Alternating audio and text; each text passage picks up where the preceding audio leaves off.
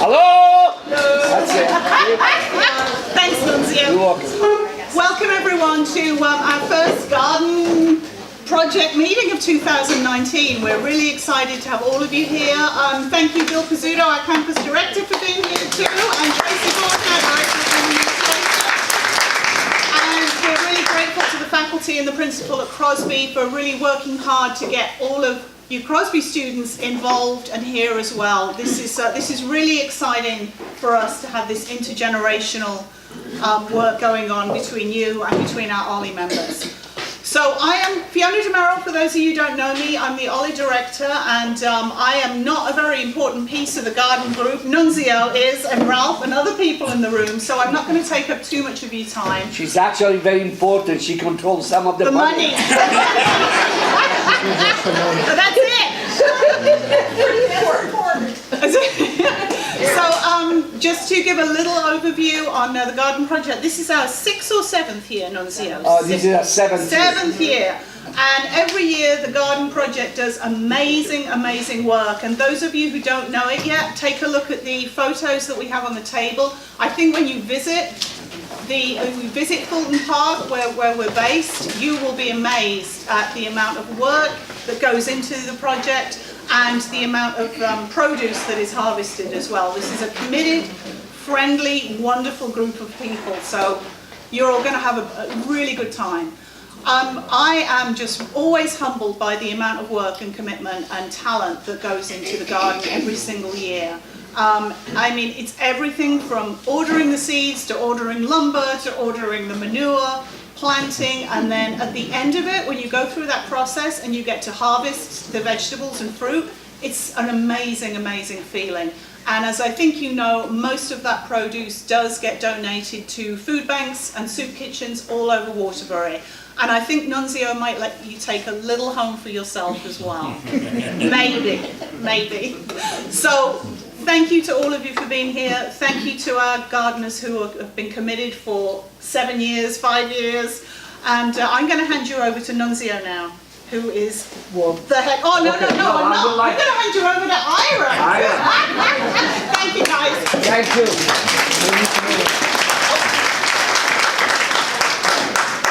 So I was asked to say a few words since I was one of the original worker bees for the garden. And I wrote down a few comments that I just wanted, a few points. One of the most important thing that I learned was the miracle of seeing a seed lead to a productive plant.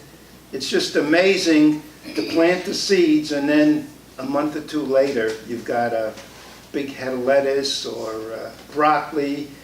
So that was the first thing.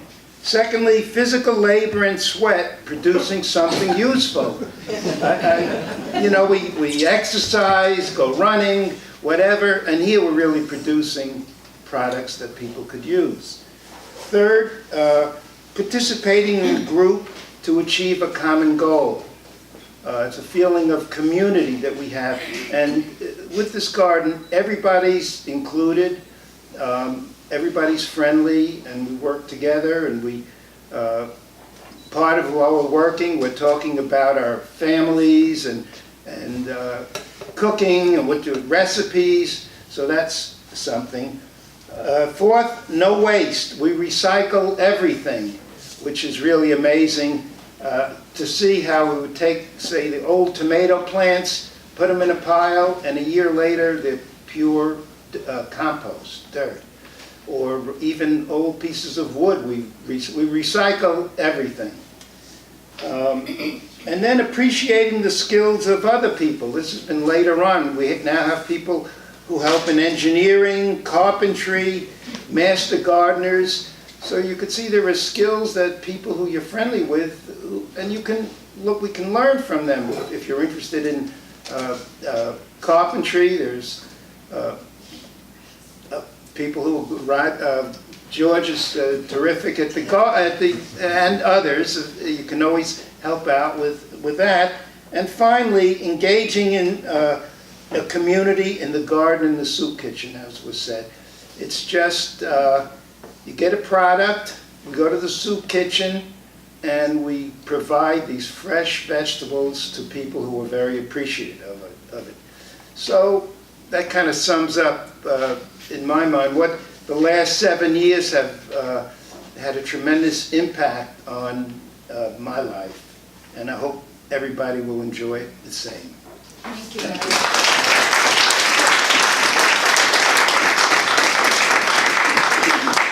Okay, good morning, everybody. I noticed that they all sticking together. You know that, right? Oh, right, yes. They come back. You see where they are? They crucify me if I make a mistake, right? Okay. Anyhow, I am extremely lucky because I took an idea and I gave it to the director of the Holly at the time, and we made it happen. And it's a miracle because this is actually our 8th year. I just checked it. It's our 8th year. Okay, we're starting our 8th year. We just finished the 7th year. And we start very small. We didn't have that many people. We didn't have that many beds. And it got bigger and bigger. We delivered about 6,000 pounds the first year.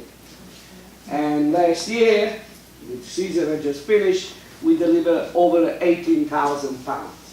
Now, that may not seem a lot, but when you're dealing with the vegetables, many of the vegetables, most of them don't weigh that much.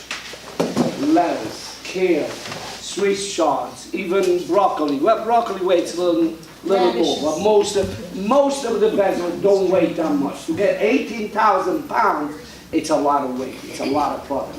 And if you look at some of the pictures there, well, it would be better when you come to the garden. You will see that we deliver twice a week, Tuesday and Thursday, 5, 6, 7, 8, 9 different places. And when the tomato season comes around, you have tomatoes, pictures about tomatoes? No. You don't have? Okay. We have like 40, 50, 60 boxes of tomatoes alone. All kinds of tomatoes. When the potato season comes around, we deliver a couple of 100 pounds of tomatoes every Tuesday, a couple of 100 pounds of tomatoes every Thursday. It's a lot of vegetables.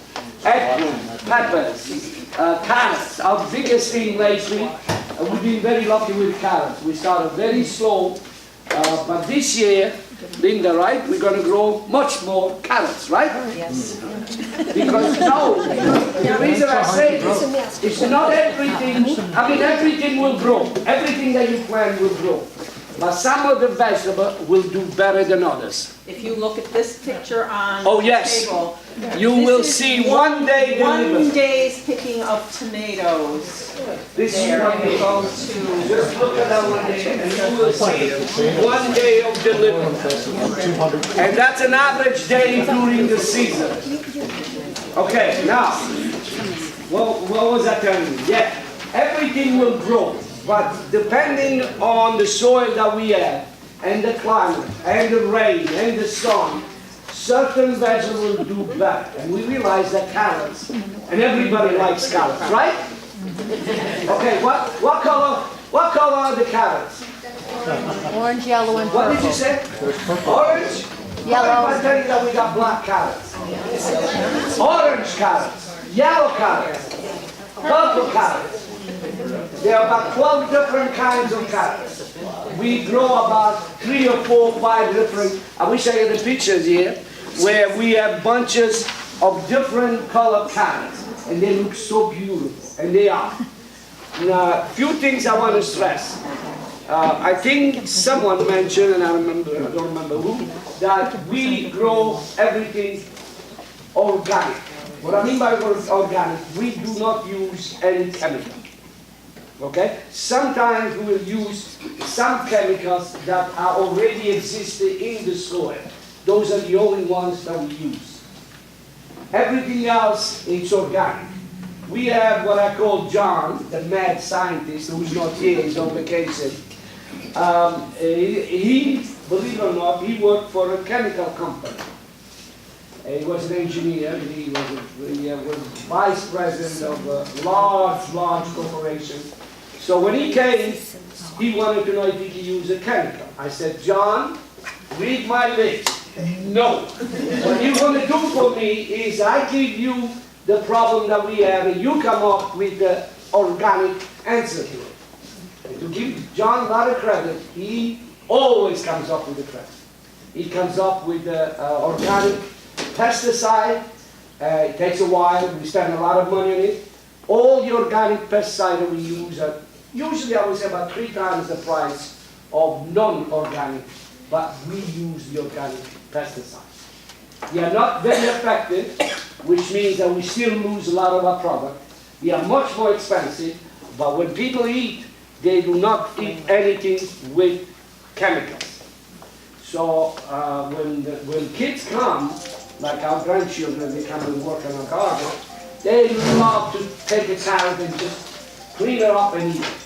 Or a pepper, or anything that you want, or peas, right from the plant. They don't have to worry about it. The only thing that goes in it is the water. There is nothing there.